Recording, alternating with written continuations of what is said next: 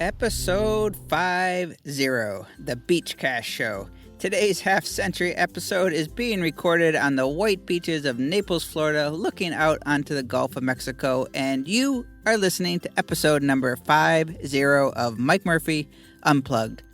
Learn, create, move forward. I am your host, Mike Murphy. I'm a one-man band and technology junkie, and I love helping people figure things out, and I am really excited to be here with you today. The goal of Mike Murphy Unplugged is to help you learn what you need to know in order to create online content so you can move forward in business and in life. For this, wow, I cannot believe it's already episode number 50 episode, I thought it appropriate to celebrate on the beach and bring you part 2 of the On Location or mobile podcasting series. Today's episode is being recorded on my iPhone 6, and I am using a completely different setup than in part 1 from the Golden Gate Bridge episode in San Francisco. So in this episode 50, I'll give a quick recap of the setup that I used in part 1 from California. I will then let you know the gear and setup that I used to record today's podcast and the post-production process and some things to go over. But first, it's time for the new segment of the show known as the Podcaster's Toolkit. And remember, if you have a good resource or tip for podcasters or content creators to share, please send it my way at mike@mikemurphy.co, along with any questions, comments, or feedback that you might have. So, this week in the Podcaster's Toolkit, I'm coming in from left field. I have an oddball but very handy and cool product for all the DIYers out there. This product is called Sugru, S-U-G-R-U. It feels like it must have been a Tim Ferriss travel recommendation, but I'm not entirely sure how I found it. It's basically super glue that you can mold into any shape, and it sticks to almost any surface. The main purpose is to fix and mend things, but there are all sorts of really cool hacks and tricks of how people are using it, and I will post some links to that in the show notes at mikemurphy.co/EP50. So when you take it out of the package, it's a tiny package. It looks like a to-go ketchup or something. Just imagine a combination of Play-Doh and gum. Sugru comes in an array of fun colors, and they say to wash your hands and don't eat it, so I'm going to go out on a limb and tell you not to use it as a toy for your kids. It sounds like it might have some stuff in there. So why did I get it? Why am I telling you about it? Well, I got it for 2 reasons, and I soon learned that reason number 1 was not possible. I should have read the instructions better. Reason number 1, I wanted to use it for propping up gear and stuff when I'm doing my stop-motion photography and all my various creative experiments. But it is not reusable once you take it out and once it sets. You can take it off, though. It's not permanent, so if you stick it onto something, you can always take it off. Reason number 2 is one of its more popular uses, and another reason I got it. You know how your Apple charging cables and many of your electronic cables start to disintegrate around the plug? I know you do. For me, it recently happened to my MacBook Pro charging block, and it stopped working as a result, and it cost me over $80 for a new cable. So, it's not going to happen on this new one. 1 pack of Sugru can cover several different cables if you use it sparingly and use it all at the same time. So have all your cables ready and go at it all at once.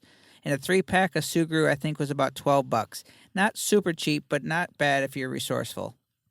You basically open the packet, roll the glue around in your palms, rip off pieces, mold it around what you're trying to fix or reinforce, or I even made a nice little hook for my headphones. You have up to 30 minutes to play around with it, and then you let it dry for 24 hours, and it hardens into this flexible but very solid cast. It's actually a really cool product and very helpful. This is definitely a MacGyver-type resource to keep near the duct tape supply. Okay, so let's get into episode 50, from the beach in Naples, Florida. This is part 2 of the mobile podcasting experiment sessions. So in episode 48, the Golden Gate Show, here's what I used to record. I had a Shure SM58 dynamic microphone with a foam windscreen. The microphone was attached to on a mini desktop tripod stand. I had it plugged into the Zoom H6 handy recorder using an XLR cable. So the microphone was plugged into the Zoom H6, which was running on 4 AA Eneloop batteries, which I've talked about in the past, and I had Apple earbuds to monitor the sound. That's pretty much it. The Zoom H6 in that setup was using a memory card, but had I had a computer, I am able to use the Zoom as an audio interface, so I could record right into my computer and use the memory card as a backup, which is a great option, FYI, if you're considering recording on location. So my iPhone 6 in that case was just used as behind-the-scenes footage, and I had my iPad Pro running Scrivener so I could read my script. Have I told you how much I love Scrivener on my iPad recently? Pretty simple, really, that setup. Everything was sitting on a rock/chessboard, and I was sitting on a log to get good height to the microphone. I did put my backpack behind the microphone to shield as much sound as I could, but it was really not making a huge amount of difference in that windy environment. So, on to today from the beach in Naples. Before we get too far along, I have a disclaimer. Recording from a beach or even outside is not the ideal for podcasting if you can help it. The wind and water and people and planes overhead are not what you want to contest with when making a podcast. The reason I recorded in California and now here today is more to introduce you to the different equipment setups that most podcasters can pull off today, and to make it a little less intimidating for you if you find yourself having to cover an event, or maybe you just want to be prepared if you encounter the interview of a lifetime while traveling. My whole goal is to provide you with the knowledge and understanding of how to record in any situation with a minimal of tools and equipment needed. So, recording from beaches and windy and noisy areas is not best practice, but being ready for recording anywhere is a great thing to have in your podcaster's toolkit. The setup. Today's episode was recorded in the morning before the summer rains. I brought a blanket to sit on and maybe to reduce the noise just a little bit. I knew it couldn't hurt. The gear, the easiest of setups. Today's episode was recorded entirely with my iPhone 6. Mobile podcasting true to definition. So here's everything. iPhone 6 recorded the sound using the Auphonic app. This is the same tool that I mentioned in episode 49, and today was the first time I actually ever used Auphonic on my iPhone. The microphone I selected was the ever-popular Audio-Technica ATR2100 that I purchased for about $40, but I think it's now up to a whopping $80 on Amazon because it got so popular. The ATR2100 is a dynamic microphone, which we know is better at rejecting ambient or unwanted sounds versus the condenser microphones, which often produce great audio, but they are much more sensitive to picking up the ambient noises. The ATR2100 is also handy because it has both USB and XLR capabilities, and it has an output so you can monitor the sound right from the microphone. To attach the microphone to the iPhone 6, I have the Apple Lightning to USB 3 connector kit that was released when the iPad Pros came out, and this really gave mobile podcasters and photographers and creatives a pretty big boost in quality. The standard camera connector cable would work in this setup, so there are options out there, but I'm using the USB 3 connector kit that came out with the iPad Pro, even though I'm using my iPhone 6. The Lightning to USB 3 connector from Apple is $39. So, let's get a visual here. I'm sitting on a blanket on the beach looking out onto the Gulf of Mexico, and FYI, it is much warmer than in San Francisco. I have the iPhone 6 running Auphonic, sitting on top of a mini tripod using my favorite MeFoto iPhone tripod adapter. Out of the Thunderbolt jack, where you plug in chargers, I have a Lightning to USB 3 cable, and the ATR2100 is plugged into there using the USB 3 cable. The ATR2100 is just on its cheapo plastic tripod that it ships with, and I'm using the same wind foam that I use with my Shure SM58 to block out the wind as best as possible. So here's a big tip. Number 1.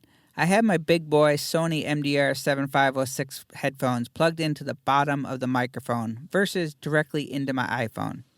The reason this is a big tip is because the ATR2100 has an on-off switch, and a very bright blue annoying light comes on whenever it is being powered by a USB cable.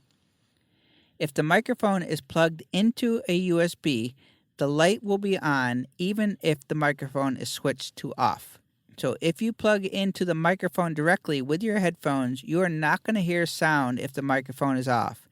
However, if you plug into the main source, in this case it's the iPhone 6, you will hear the audio coming from the device, but it is not recording the microphone itself. This has happened to a lot of people, and they've learned the hard way using this microphone in their studios when recording Skype interviews. They think all is good because the light's on, however the mic is switched to off. So be sure to switch your microphone to on, and by plugging into the bottom of the microphone, it just ensures that you're getting sound. Tip number 2, also bring a second set of headphones, plug them into your phone just to check. I use my Apple earbuds just to make sure that everything is sounding good coming into the phone. And finally, in this setup, I have my iPad Pro 9.7-inch running Scrivener, so I can have my script in front of me while I record. And that's it, really. Quite simple. Microphone plugged into the iPhone via the Lightning connector. Auphonic is the iOS app I'm recording with. It's simple. It does have some basic editing options to leave markers and add chapters, but it is basic in functionality, which is why I picked it. Headphones are attached to the microphone to monitor the sound, iPad in my lap so I can look at the script. So the post-processing. It is possible today with an iPhone or an iPad to record an entire podcast with intro and outro, edit it, clean it up for levels, set it to broadcast standards, and upload it directly to your podcast host like Libsyn, all from out on the field. It's quite amazing, really. The iPad Pros are really making a lot of things possible for content creators who want flexibility but high quality. The cloud is truly coming into effect. For today, I'm bringing everything back to the cottage. I'm cleaning it up. I'm adding the polish from the comforts of my studio, but it is very possible to do so. But before I leave the beach, I'm going to export the audio file to Dropbox or one of the many other options that Auphonic gives me for exporting. This is a precautionary backup, as I could pull the file off when I got home, but the redundancy is definitely always worth it. At home, I bring everything into Adobe Audition, do the editing just as I had recorded at home, and that's it. A finished podcast recorded on location using nothing but my iPhone and an inexpensive microphone. Okay, some parting words of wisdom and things to consider. A little cheat sheet here. Audio does not take up much space, but make sure your smartphone has storage space. You may also want to record some video or behind-the-scenes footage, so just make sure you have enough space on your phone or your devices before you go out to record. Turn your iPhone and iPad to airplane mode. I put mine on the Do Not Disturb, and make sure you don't get any interruptions while recording. Make sure your phone is fully charged before you leave the home, before you start getting ready to record. I brought my Anchor backup chargers just in case, especially if you want to do any video or behind the scenes or live streaming to Facebook Live or to Instagram stories, perhaps. It's going to eat up your battery life. Big one here. Turn on the microphone if you're using the ATR2100. I can't stress this enough. Check the input levels. Make sure that you're in Auphonic. You have the option to choose your correct input, so just make sure that you select the ATR2100 if that's what you're using, or choose the correct microphone. Bring camera, mic stands, or whatever you need to make it comfortable while you're recording and to give yourself the best position on mic placement. Really, just be prepared. Double check that you have all the right cables, power supplies, headphones, wind foam, a pop filter if you need it. I had everything I needed in a small backpack. And don't forget water and green apples to polish your voice. Test the recording a couple times before you get too far into it. Okay, here's the final review. Quick recap, because I'm ready to go take a swim. I used the iPhone 6 and Auphonic app to record the podcast.